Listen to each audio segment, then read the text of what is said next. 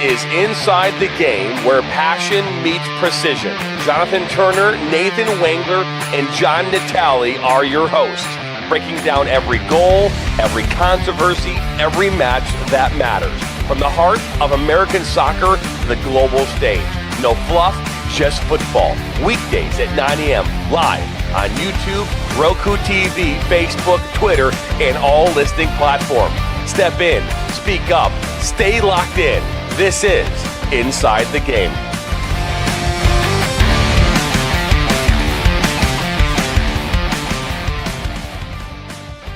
Well, good morning. And happy Monday, May the 12th, episode number 82.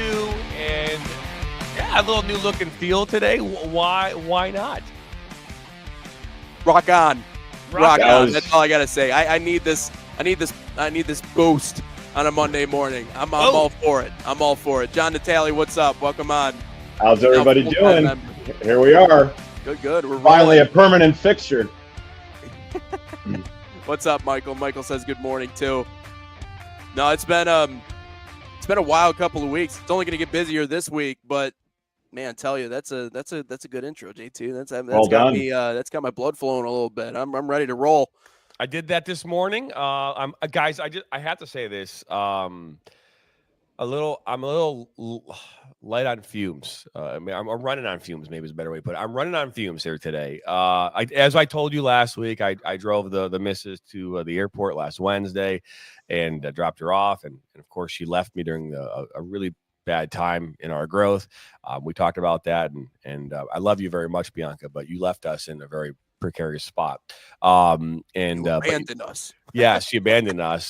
She spent the entire time at the beach, by the way, which she comes back, she's all burnt, which I guess that I should feel some solace in that fact, because there you are with you still have that line across your forehead, Nathan Wang, which doesn't make any sense to me. But anyways, we go through this. I'm here at 7 a.m. on Saturday. We don't leave until 1 o'clock in the morning. I get back here yesterday around noon. We don't leave until almost 10:30 because we have games. Obviously, had a chance to see my mom for a bit yesterday because of Mother's Day. I dropped my kids off at home at 10:30, and then I had to go pick up the missus at the airport. Her plane landed at 12:59 a.m. She got in my car about 1:10. We arrived at my house at 2 a.m.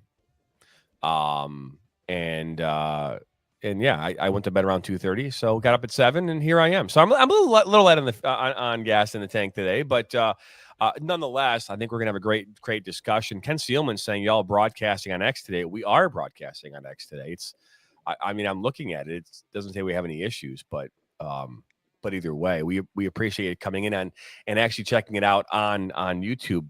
Ken, that's coffee firm right there. But here's the thing I wanted to talk about this morning, and as we'll get into the Midwest Premier League discussion, because a lot of that happened here this weekend. We covered one of those games ourselves, but the thing I want to talk about quickly this morning is we obviously are welcoming in John Natale as a full-time member of our podcast now, which I think is fantastico, right? Very appreciated. El Clasico, fantastico, right? But coming this week, we have a new team coming onto our platform as part of our agreement with WPSL and the NPSL. And our very own John Natale will be the voice of FC Pride this summer. And right there, right there, see it? That's it, FC Pride. Yep, right there. I got a nice little delivery here on Friday morning. And that is it right there. I want these, man. I want so many of these in the back there. I do. We want them. I mean, I've got a number. I mean, there's Lansing Common right there. Right, that's Lansing Common. So we want more. I want more. Give me more. So if you want my address, you can look it up. Can I have your social security? Good morning, Peter. Can I have your social security number while you're at it? You may as well loop that in with your your address. Yeah, most certainly. What's up, Coffee Firm? What's going on? Good morning. But it's a great thing. we did. This is the cool thing about our growth. On Friday, we were supposed to do a game in Florida. That would have been our first game in Florida this since December. That game got rained out, inclement weather. Saturday, we had a slew of games. Now, Friday afternoon, guys, I got an email from the Michigan Wolves, who we have a contract with to do games. And they had sent me their games back in like March saying, hey, here are the games we think you should do. And then sure. We had confirmed 3 dates and 6 games. In this email, they're like, hey, I think you guys are doing tomorrow night's game on Saturday. Here's the rosters, and here we're playing Vardar, so this is gonna be a good matchup. And I'm like, we don't have those games confirmed. like we don't. They're not on our schedule, and we already had 18 games scheduled on Saturday. So I was like, so I made a quick call, text message to our camera operators. We found a camera operator. I contacted the Wolves and said, we can pull this thing off. It's going to be a tight one, but we're going to do it. And sure as shit, we did. We pulled those 2 games off on Saturday. Very good games. Michigan Wolves versus Vardar, one of the most historic and classic rivalry matches of club soccer that exists in this country. And so that was, that's pretty cool. But yeah, we were in Michigan. Well, we are in Livonia, Grand Rapids, or Holland on Saturday, Tulsa, Oklahoma, Utah, and Northern California. And then yesterday we were obviously in Romeo for 2 games and in New Jersey for another, right? So it's just kind of cool when you start thinking about that, like all these different games that are kind of happening all over the place, right? And it's pretty cool. Pretty cool. But guys, how was your weekend? How are we doing? How was Mother's Day for you guys? You guys did anything fun with the family? Nathan? It was good. It was I got to have dinner with the whole family yesterday. It's amazing. They always end up doing something brunch or something else, which is great because it's always on a Sunday. And the thing is about professional baseball, typically their games on Sunday are earlier in the day. And so that's always the case with Mom's birthday, with Mother's Day. So they had a brunch thing in the morning. We had a game at 2:00, but afterwards I got to go back and everybody stuck around long enough. So thankful for that to have dinner. And yeah, it was great. Listen, my mom is an angel in a lot of ways. And, it's interesting, John Turner, and I don't know if you can relate to something like this too, Natalie, but it's interesting as someone who, came up in the broadcasting world, for the longest time in college, after college, my parents were always very supportive, but they kind of angled me towards, well, you should probably get on the full-time with Benny's and a 401k train and get a backyard with a dog and get a family and all that other stuff. And I always told him, I'm like, listen, I know the broadcasting stuff isn't glorious, but it will pay off eventually. Like this job field is a process, and sometimes it takes getting in with the right people, and sometimes it takes a little bit. And so if it wasn't for my mom being patient and loving and understanding and trusting that I was heading in the right direction, I wouldn't be able to do this. I mean, every morning talking about soccer, sometimes evenings at the ballpark, going all over the Midwest, I wouldn't be able to do any of this stuff if it wasn't for Mom. So she's awesome. So any opportunity I have to celebrate her, I'm going to take full advantage. So that's what we did. And we're going to do a little coffee date this week, hopefully at some point, just to sit down and talk one-on-one, because we don't get a lot of those opportunities. But outside of that, I mean, the baseball team I'm doing games for right now, the Whitecaps, are stacked. They're amazing. Right now they're in first place. There's a lot of talk around the stadium of, maybe go getting a ring, maybe go getting into the playoffs. It's never a guarantee in baseball, because the way it works in baseball, to those who are watching this show that maybe don't know, the minor league system, there's 5 different levels of the minor leagues, right? So you're drafted into baseball, you go to the rookie leagues, and then essentially you climb your way up, and if you play well, you get a promotion. And so you never quite know how long you're going to have the players that you do have. I know in other sports, when you have a team, you have that team. That's your group for the entire year. It's far different in baseball. So we're having a great time. The weather was perfect. The attendance was off the charts. And, even in situations where I might miss out on this, that, or the other thing, I mean, if I get to sit in a building with 8,000 of my best friends on a Saturday when it's 73 degrees outside, I mean, that's part of the reason why I love that love that game. And it's part of the reason why I love soccer too. I mean, when it's a perfect day out and everyone's vibing and everyone's there to see a good product, that's really where you want to be. Plus, Bluey and Bingo came out on Friday and Saturday, and apparently that's like this new age SpongeBob. I didn't realize that like they passed the torch, and that's the cartoon that the 21-year-olds years from now are going to be talking about. That's like their generation SpongeBob. So a lot of kids, a lot of mayhem going on at the park. But hey, I mean, the chaos is what we live for. So no, it was a really good weekend on my end. For me, you know, a lot what I've brought so far to this broadcast has been my experience in the PA world, knowing I'm a play-by-play guy, but that I have that PA stuff. Well, this weekend was all about play-by-play for me, and something hit me on Sunday. But so on Saturday night, I did the fortune of doing my first ever Ultimate Frisbee Association game on WatchUFA.tv. The Indianapolis Alley Cats playing host to the Minnesota Wind Chill, your defending UFA champions. And that was a riot. I came out first and foremost, said to my partner, Kelsey Sparks, who's been doing it for 4 years. She's a former player. I said, Kelsey, I have no idea what to talk about, so I'm going to be leaning a lot on you this evening. And but it was a blast. So I put that on the calendar. And when I got there, there was a match beforehand, a women's game, the Indianapolis Red. And I ran into Heath Shanahan. John, you may know that name, the director of broadcasting for the IHSAA, the Indianapolis High School Athletic Association. And 3 years ago, Heath let me do the state soccer finals. And that was my first time. And that's how I knew I was growing as a broadcaster here in Indiana. I told you guys the struggles I have here is that being from Cleveland, I'm not a Hoosier. I'm not embedded in it. But that was my first sign of growth here. Following year, last year was I got to do the state football finals at Lucas Oil Stadium. And just casually in the conversation when I ran into him on Saturday was, hey, are you available June 13th and 14th? I go, for what? He goes, well, do you want to do the softball state finals at Purdue? I'm like, okay. So that was pretty humbling. So it'll be my third state final for high school that I get to do. But guys, and I'll ask you, and Nate, I believe you told me, John, I don't think I've ever got your approach, but JT, I ask you, besides yourself, who is someone that you really illuminate to on the play-by-play broadcasting world? Like, who's a guy or female that you watch them, you respect them, you don't try to be them, but you want to be where they are in your career?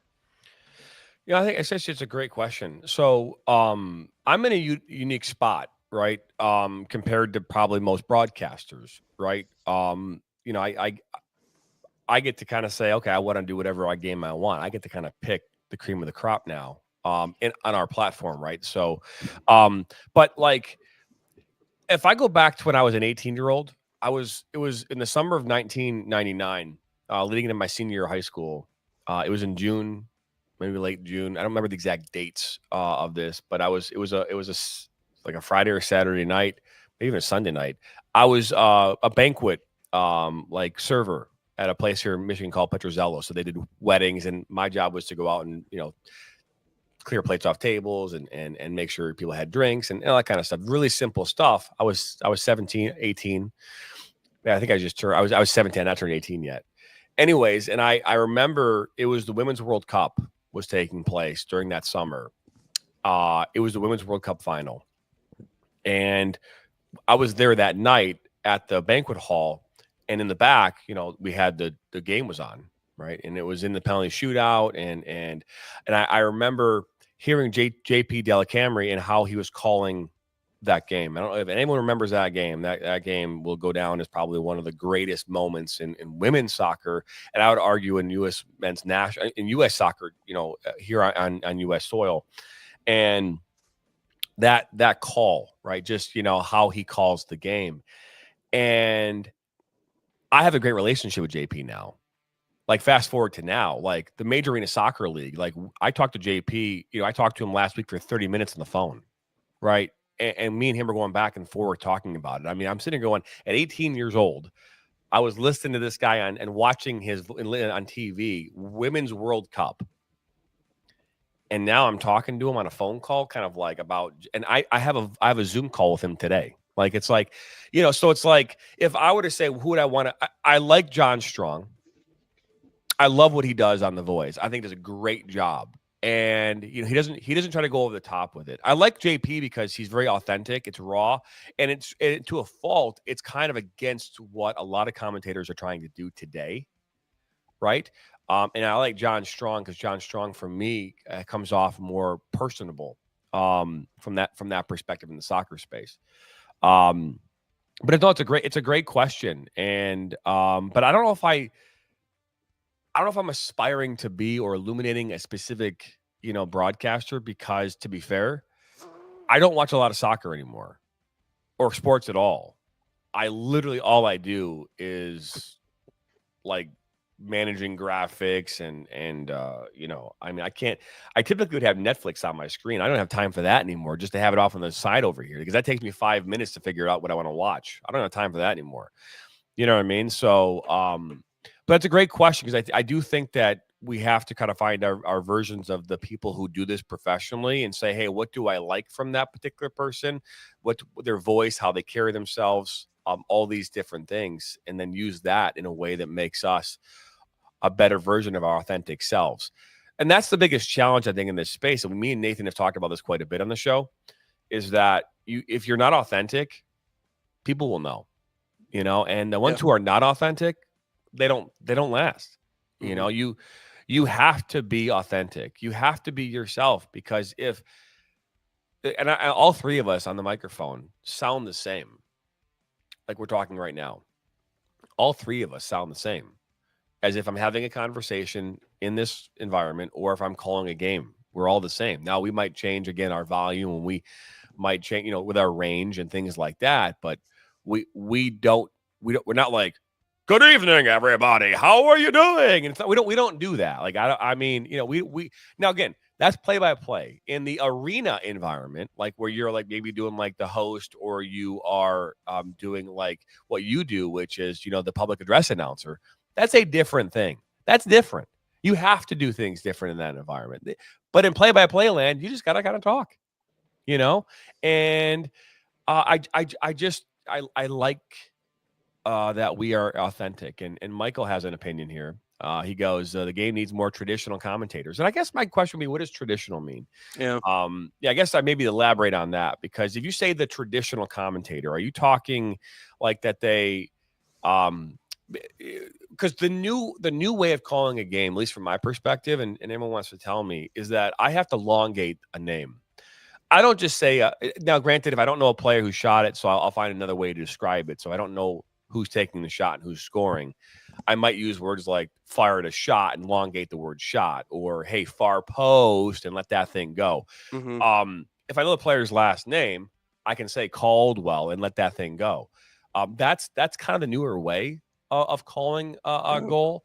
You get across the pond and you hear things like, that's a brilliant strike, and that's what they, that's kind of how they describe the moment. So I'm curious, when you say traditional, like what does that mean? Because are we saying that, hey, we just say goal and it goes back in the net? I mean, because if you asked anyone that grew up in Mexico what traditional would be, it would be saying goal, goal, right? That's how a goal is announced. It's like this. I mean, that is as traditional in that environment culture as you can possibly get. But I'm curious what traditional in American soccer would be. There are different styles for different areas of the world, and we see that. And to kind of answer your question, John Natali, it depends on what area you're from. You're right. They're going to call it a game differently in Mexico.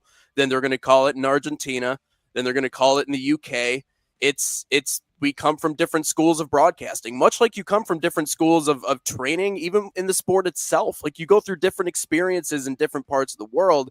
And so the way the game is called is different depending on where you're from. Peter says something between Howard Costello and Harry Carey, somewhere in the middle.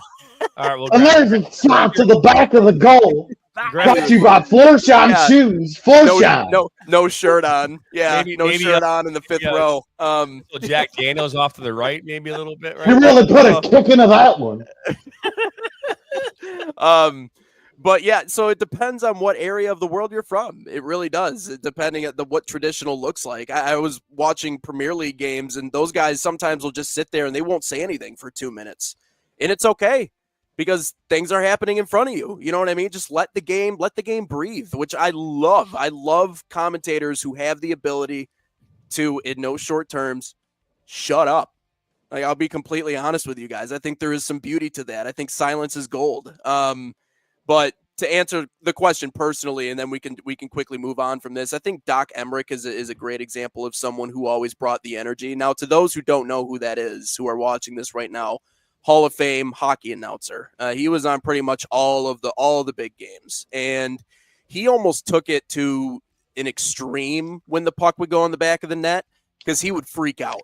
But the thing is you always loved watching it because you knew Doc was going to bring the energy and he was going to bring it alive. He was going to bring it alive for you, so he knew when to crank it up to 10. He had the feel for when to finally go that extra little bit because everybody around you is matching that energy. And if you can match the energy of the people who are actually passionate about the sport they're watching, that's money every single time. It felt uncomfortable sometimes listening to him go to those lengths because I'm like, I felt like that hurt, but that was something that I always aspired to. But then on the other side, the storytelling, the relating to people, the using your color commentator to, again, just if it sounds like a conversation, that's what it should sound like. I think Pat Hughes, who's been doing Cubs baseball for my entire lifetime, was my idol in the baseball scene. So kind of a little bit of a mix between those two and being personable and good storytelling and utilizing your number two, which I think is extremely important, but also on Doc's side, punch that thing, man. Give it that juice, give it that energy. You're here in a lot of ways to match the passion of the people that are watching the sport with you. So for me, it was kind of a combination of those two. And the reason I asked you guys that question is because, so for me in that world, I've always been fascinated with the likes of like Kevin Harlan, Ian Eagle, Chris Fowler, and like Brad Nessler back in his day and everything, how they had to, it's kind of like what we do on an everyday basis is that we love what they do, but they're never doing it for the same team twice. I know Ian Eagle, he was the Brooklyn Nets guy for a while, but he's since moved on to bigger and better things, and his resume is just off the charts. But it goes back to, for me, the locality of it. I'm a big component of chemistry, continuity, staying with the team or whatever. And in Cleveland, Nate, I know you know this name. We have one of the best, Tom Hamilton, in all of baseball. I mean, he's going in the Hall of Fame. Yeah, he's going in the Baseball Hall of Fame this year, the Cooperstown. And it's amazing. But every sport, Jimmy Donovan from the Browns, unfortunately, he passed away last year due to cancer. But we've had Joe Tate.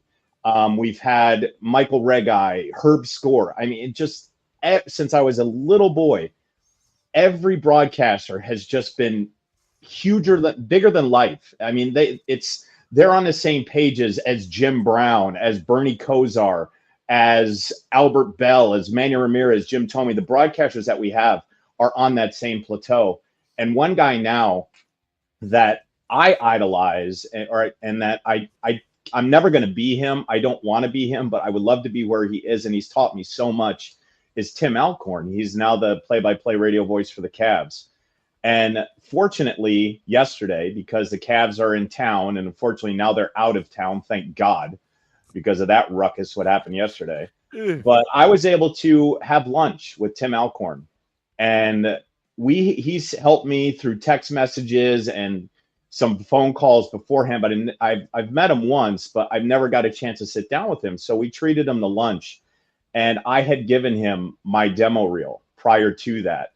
And he came back with actual notes written on my demo. And this is what Tim Alcorn said about me. And Nate, this is a lot of what you just said. Positives with an exclamation point. Tremendous energy, enthusiasm. Very good voice inflection.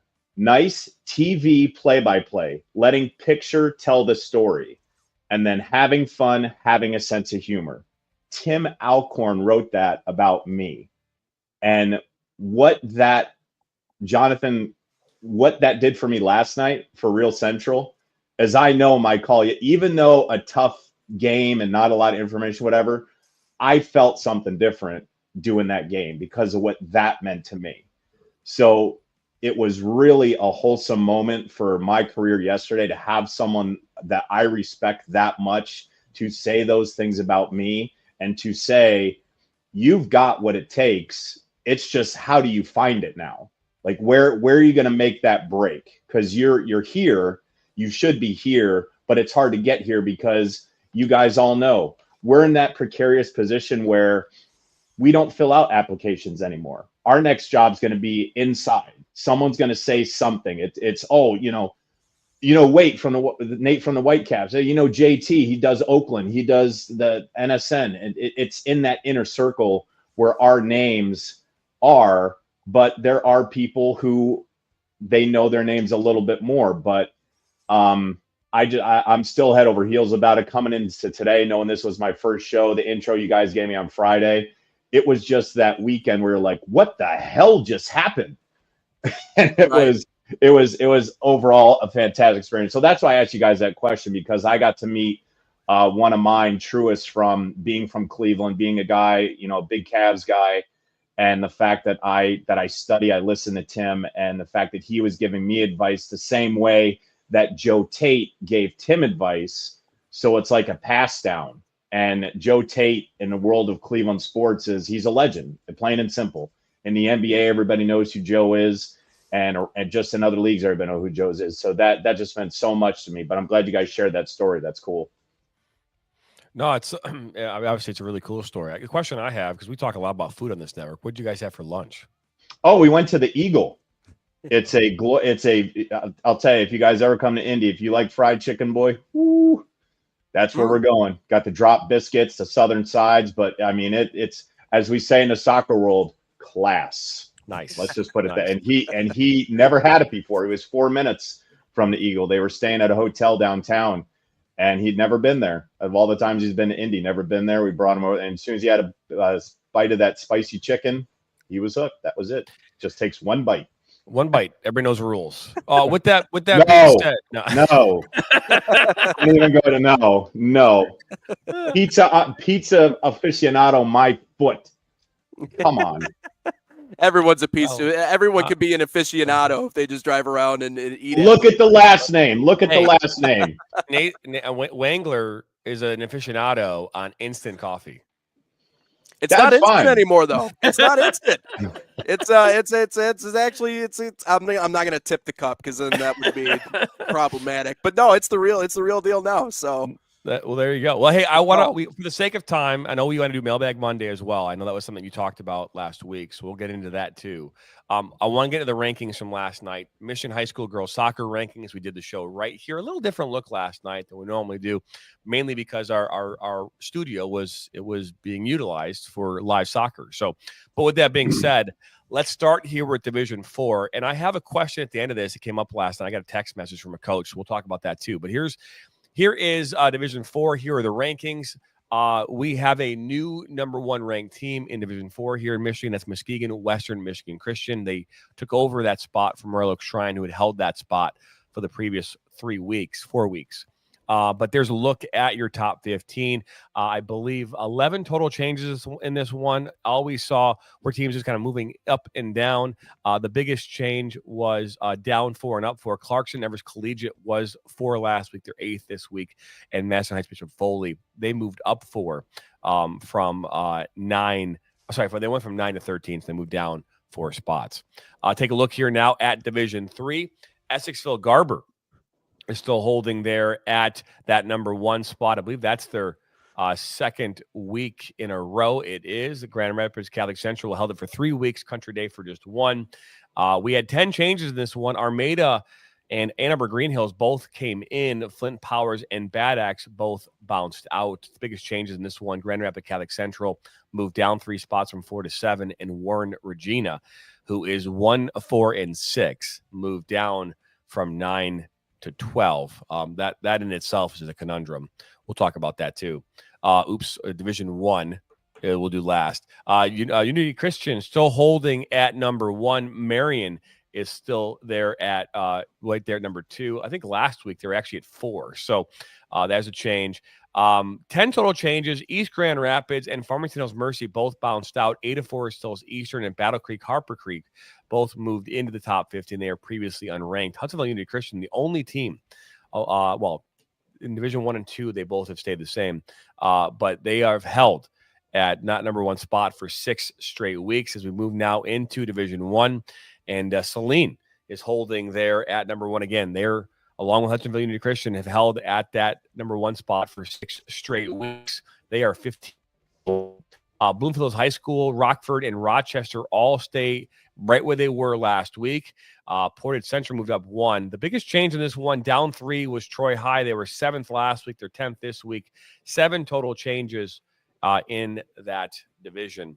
And that is your high school rankings this week. I have a question. Shoot. In Michigan, is it 1 is the highest and then 4th is the lowest? Correct. Okay, because in Indiana, it's reverse. Yeah, like so what they say, double A, like 1A, 3A. I mean, there's all 1A, 2A, 3A. Yeah. But yeah, no, in this, and it's based on school size too, which I'd imagine is probably very similar. Same thing. Same thing. Yeah, Division 4 is like, I think it's like 400 kids and less is what Division 4 is, something in there. But a question came up yesterday, and honestly, it's a question that we've been asking ourselves I've been asking myself this probably for over 30 years. But since we started doing this show, for 3 years, what is a good team? What makes a good team? What makes a great team? How is it? And this is what came up. How is it the Hudsonville Unity Christian, which last year was Division 3, have moved up to Division 2? How are they ranked for number 1 in the state in Division 2? Right? What makes them great?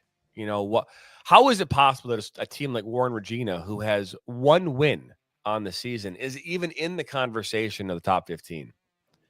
Like, the argument would be like, how you're telling me there's not another team out there that's got wins, that more wins, that on paper and what they're doing in their league aren't better,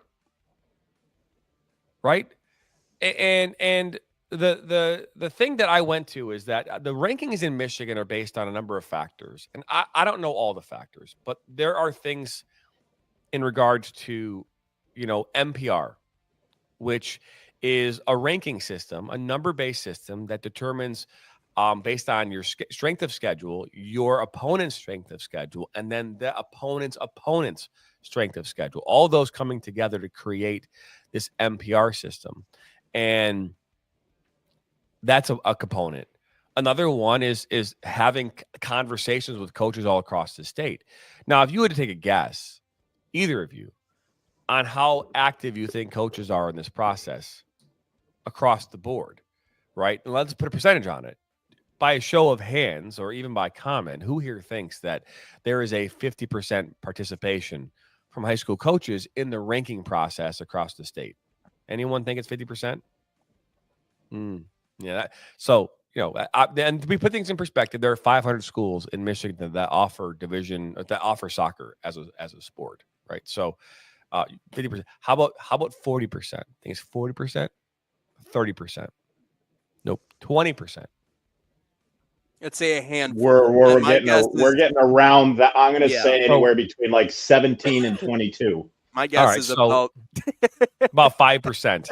Okay. So, and to be fair, I would lend to agree that it's somewhere probably between 5 and 10%, right? So if there's 500 schools, we're probably going to see somewhere between 40 and 70-ish schools, coaches doing something.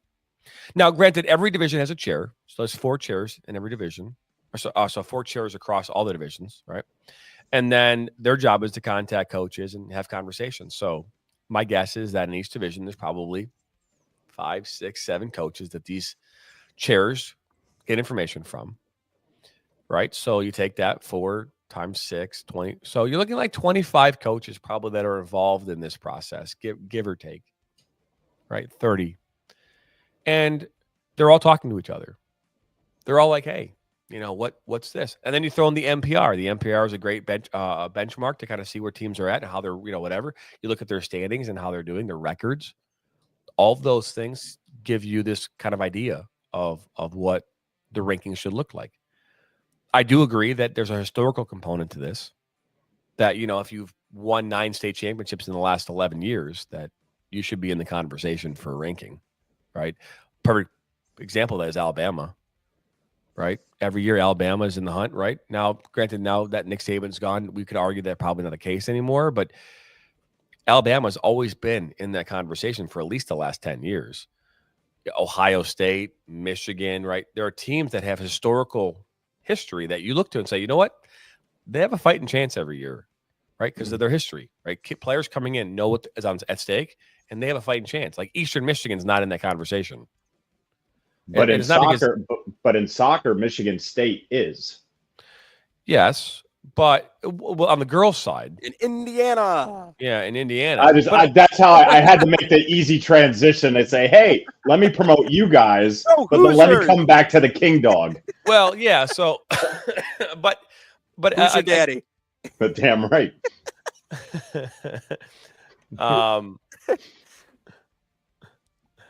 So made him lose train of thought. Go ahead, JT. Just had to drop that in. What the hell has happened? What does that mean? Well, but the Hoosiers, you see. But my whole point though is that there's a historical component. You can look at history and say, hey, Troy Athens has won many state championships.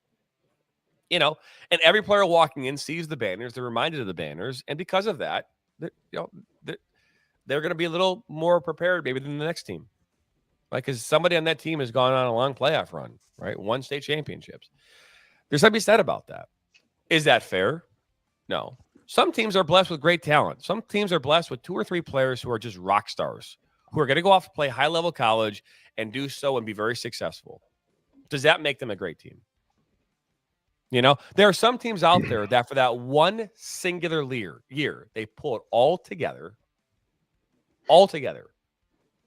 and have an amazing season and win their first ever state championship. I'm only laughing because that was my junior year in soccer. Berea was never anything, and somehow we got to the region. We were one shot away. We went to we lost 10-9 on PKs to St. Ignatius High School. Went on to win the state championship that year. But when you said that, Berea, we were like. Hold on. We just had Bianca walk in. Now she just walked in. She was on vacation last week. You're gonna read you the riot act? I want her to come on, hop on camera here for a second. Come over. Read the riot act, everybody. Get in here. I want to see. Everyone's gonna see how tan my wife is. But they're up there. Why take the hat off? Take the hat off. No, she's fine. That was good. No, she didn't have. No, I'm saying, but I couldn't see anything. I just saw the shade. I want to see the actual burn. My wife, because she's Brazilian, right? As soon as she hits the sun, she goes from like me, very Caucasianish, to straight dark, right? Brazilian. It's unbelievable, right? And it's crazy. My kids get this. Well, not all my kids. Brianna, she turns bright red like Nathan Wenger does. Like when he, gets burnt, like just like that. Nathan and Zoe, they both dark up. It's the Brazil. They have, unfortunately, Brianna got my blood. My other 2 got my wife's, and you take it for what it is. But it's crazy. She comes back, right? My wife was born in Brazil. She comes back and she says, "Florida, too humid for me." Florida's brutal, man.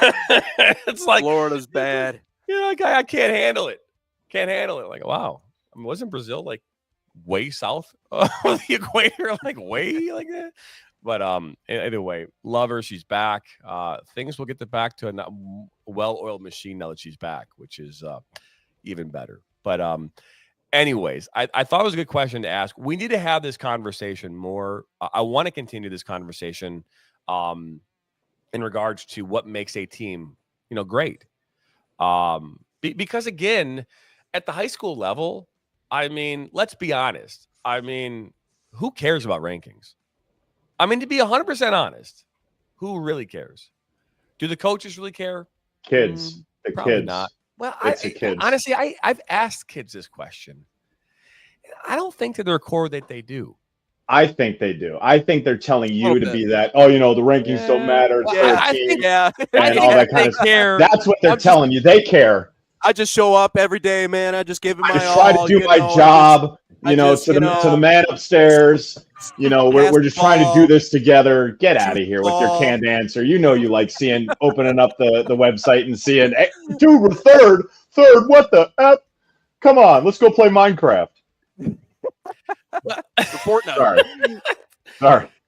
But I got hot right there. Jesus. I get it. Well, again, I asked this question because a coach, last night texted Dan and I and said, hey, like what determines this? Because, we look at a team like Hudsonville Unity Christian who has really good players on it and has had a lot of success over the years. And I don't know if Hudsonville Unity Christian is the team that maybe kind of point out in all this. There are other teams I think you could point out and say, well, why are they there? But it's a great question. And I don't know the answer to the question. I don't know what the right solution would be to solve maybe that thing, because there probably isn't one. But if I look at the way that when I was coaching high school here in Michigan and the process that I had to deal with in regards to all things related to the political system of soccer, which in itself was I think we could probably talk about that for about 7 months on our show, just dedicating 5 days a week to the political aspect of soccer. I think that we spend too much time looking at things that have nothing to do with the actual teams, the players that they're playing in that environment, and looking at outside factors that do not relate. Right? Like me saying that I have 5 players in my team going to go play Division I soccer, and that's why my team is great. That doesn't equate. Right? Me having a player come back, and while we're voting for players of the year, we're like, well, what club they play for? What college are they going to? Are they committed yet? They had 40 goals. Why does any of that matter? But it does. For some reason, it does. Yeah. And I don't understand why that is. Why does it matter what club? My team had 5 players start for me. They're all going Division I, and they scored 7 goals this season. But there's a player over here down the road that's not committed yet, doesn't play for the most expensive and best club in the state of Michigan, but scored 35 goals this season and had 17 assists. I think ego plays into it too. I think there's also that component of it. I think coaches enjoy seeing their teams on those lists because I think for them personally, it's also a sign of they're developing. They're able to get these players to that next level. And of course, they're not the only ones. I mean, if they're playing in club sports, if they're playing in other settings, and clearly there are other people who have had that hand in that process of developing these players personally to get to that next level. I think there's a sense of ego involved there. And in order to coach any sport, anywhere, any level, I mean, really from high school up, you have to have a level of ego. It's kind of like broadcasting in the same way. Like you have to be able to carry yourself a certain way. Now there's a fine line. Obviously you don't want to go too far over that line, because the truth is once you start obsessing too much about rankings, once you start obsessing too much about namesake, then your team is going to suffer. But should it have any part in deciphering who's on these ranking lists? No, because what do you accomplish as a team? What have you shown? What has your high school shown historically? Are you ones that make deep runs, or are you just a talented roster who will just kind of, maybe a district or a regional, and then that's that? I mean, you can have talented individual players and not make deep runs. We see that a lot with a lot of different teams across the different levels. So that doesn't necessarily lend itself to the rankings. At least it shouldn't. You should factor in strength of schedule. You should factor in, head-to-head performances against teams that are comparable in talent.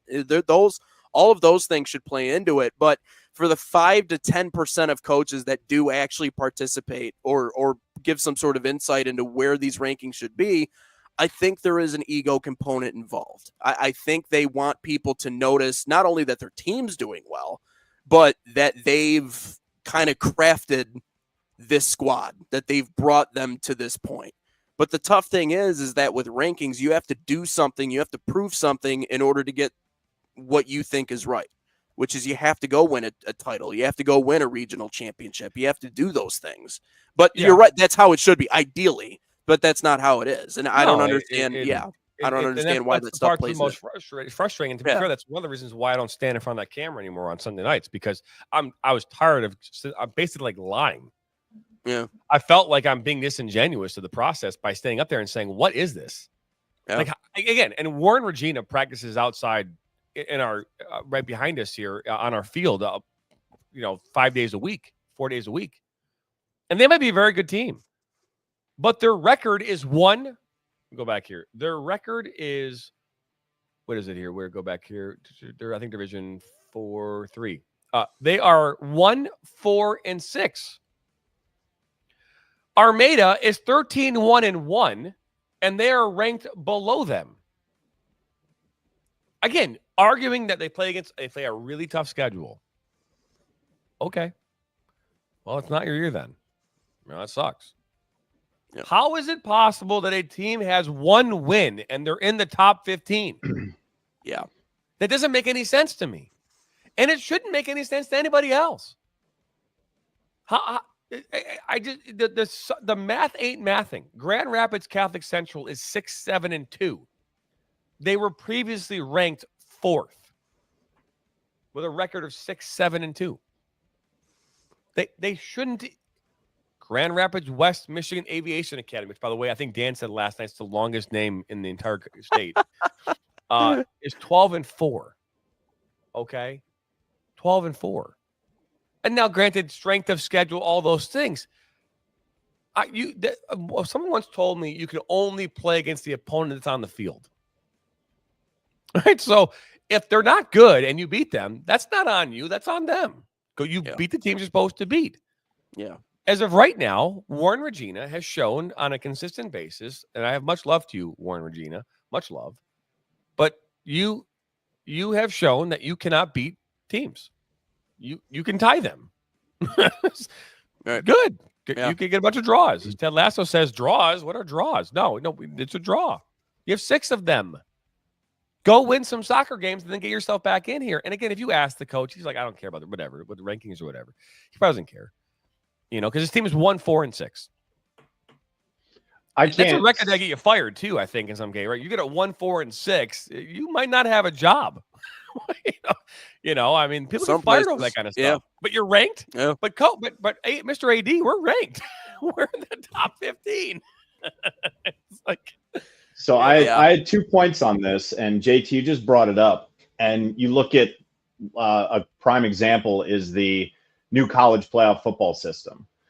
A couple years ago it was UCF. I don't know if you guys remember that, when they were 12-0. And everyone's like, no, we're not putting them in. What were they supposed to do? They were in D1. They were one of 126 eligible schools to play in that championship. They went 12-0. So why not? Well, because not. Right. It's not Ohio State. Well, it doesn't matter. Ohio State lost 2 games, but UCF, they beat everybody they played. But I can't speak for you guys, and maybe if you can bring one of those graphics up after I make my point, and then maybe you can kind of be like, oh, that probably has something to do with it. But it kind of goes back to the history thing. I can only speak on Central Indiana, and I can speak on Northeast Ohio. Is that all the top teams that are always high in the rankings and everything like that have one thing in common. They have money in their community. I can talk about Westfield. I can talk about Fishers. I can talk about Zionsville here. Back home, I can talk about Westlake. I can talk about Bay Village. I can talk about North Olmsted. All have money because it's feeder programs. These kids that are on these teams, they start at a young age. They're playing for these $1,000 clubs where, through the system, and they're playing all these travel teams and everything like that. And then every once in a while, you do get that Berea who shots out of nowhere because we had a couple good players and we just had a good season. But is that similar to what we're looking at here? Like when you look at those top names on there, are these schools in areas where there's money? It's a great question. Division 4, that first school is a private school. Okay, money. Second school is a private school. I think money. Public. 4 is a private school. Money. 5 is North Muskegon, and Grant. I believe that it probably comes from an affluent community. It's they're all right out there. Grosse Pointe Woods University Liggett is a public. I think it's private. I think it's private. I'd have to. It might be, I don't know. I think it's private. But at Grosse Pointe Woods is. Well, I can even see in the back Oakland money. Christian, Bishop Foley, Zion Christian, Catholic Prep, Catholic Central, Lenawee, sorry. Christian, Lenawee. Lenawee, whatever the hell it is. Adrian Lenawee Christian, yeah. Yeah. And again, So, not all Christian schools are going to be based on money, but again, no, but there's a lot of private environment. I mean, these are private environments. A lot of them are. We talk about this. I mean, you're going to see a ton of in all four of these divisions. You're going to see a ton of either Christian or Catholic schools that make their way into the game I did last week.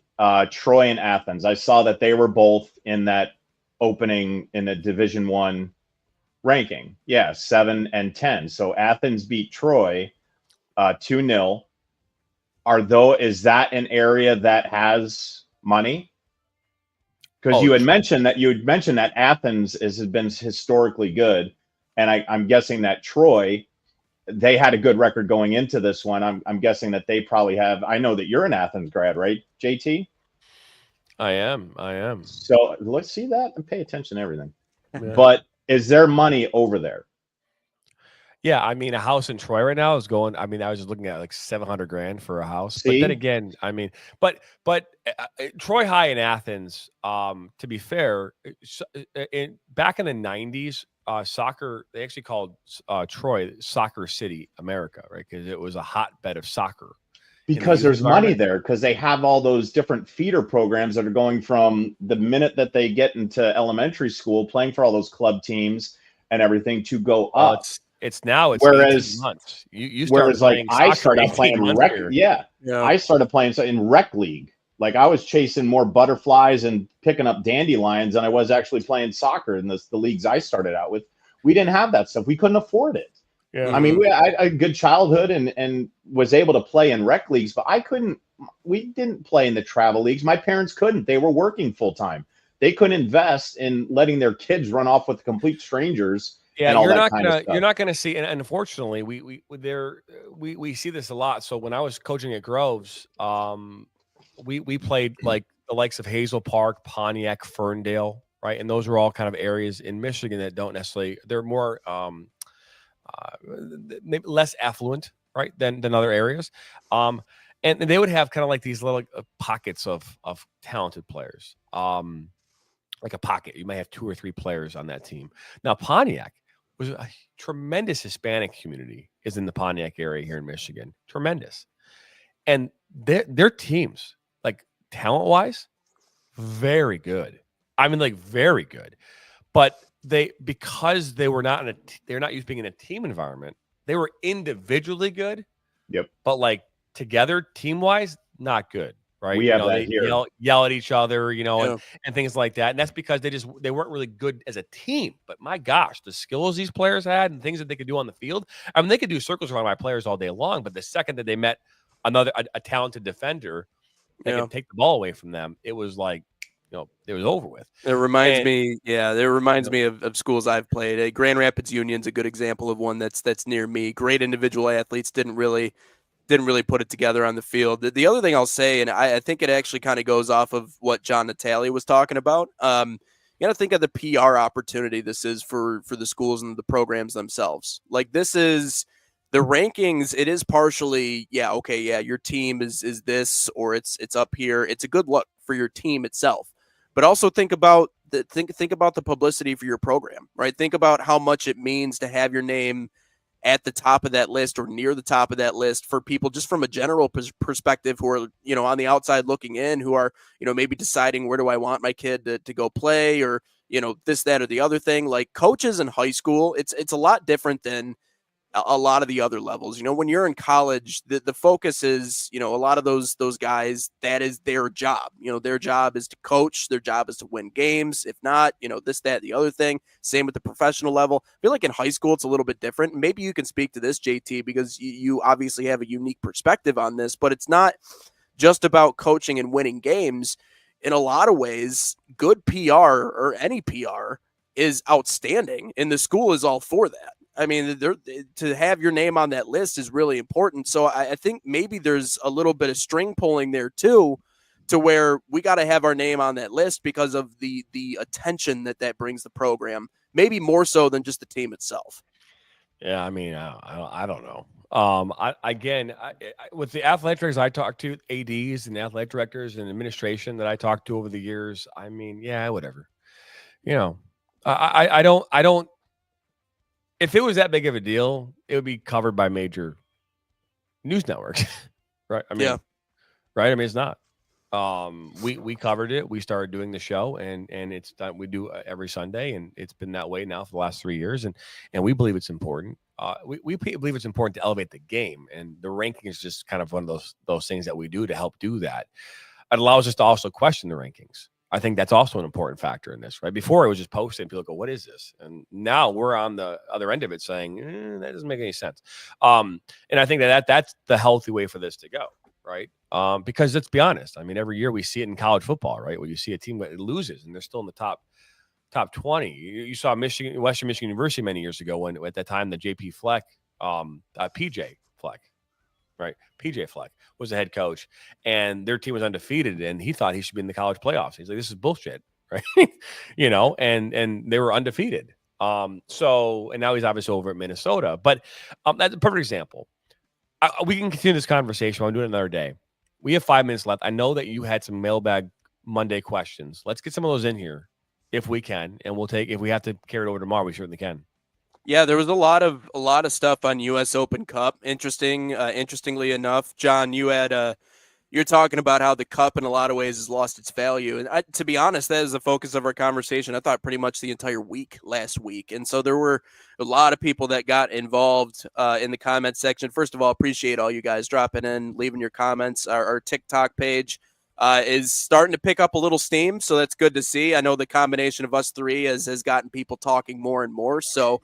That's a really good site, and I know we're trying to build that platform alongside the other ones. But Hector goes, quote, the U.S. Open Cup is supposed to be the American version of the Emirates FA Cup and the Carabao Cup, but it's definitely lost its value. Nobody knows about it. It needs to have more media attention, and maybe a big sponsor like FA and Carabao Cups do. So it needs a big sponsor, and he says, yeah, it's lost its value because, frankly, no one knows about it. And it's certainly, I think it's lost its steam now later into the rounds, which is ironic to me. I don't think it should be that way. I feel like the intensity should only be building, but now, I don't know. It just seems like it's kind of gone away. So, but that's what Hector says. So appreciate you dropping in, Hector.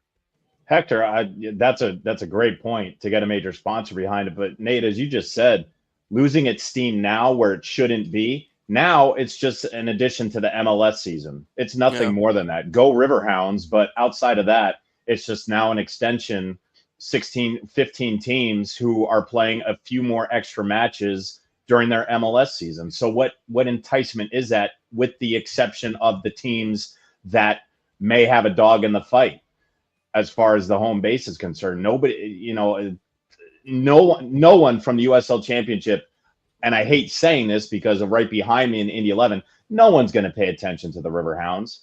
They may win one, they may get a shot again, but are they legitimately going to get to that final? No, they're not. But I think that getting ready to go with there, my shoulders pumped up. Wrap it up. Right. But I was like, wait a minute, 58 minutes. We still got some time left. But I think that's the thing. It's become right now, it's just an extension of the MLS season, and trying to get people involved in that already is a challenge. So how are you going to do it for the players who don't even play during the regular MLS season? Yeah. We have time for a few more. You trying to play us out here, JT? Because I hear smidgens of the rock music. That's all for episode whatever. We'll be back Tuesday at 9 a.m. John Natale, Jonathan Turner, I'm Nate Wangler. Or am I coming back? Because that music came on real early at the 58-minute mark.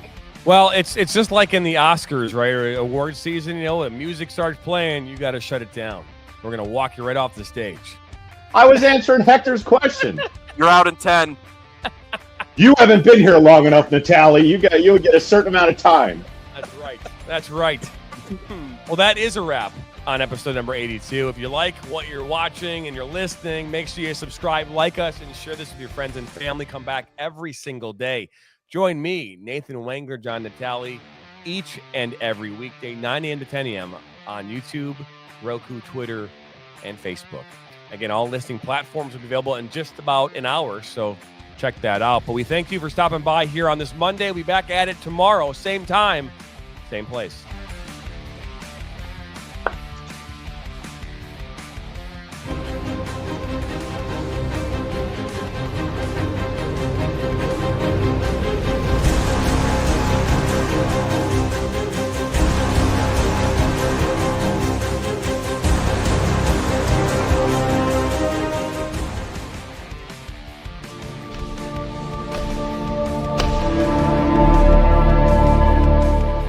This has been a presentation of the National Soccer Network.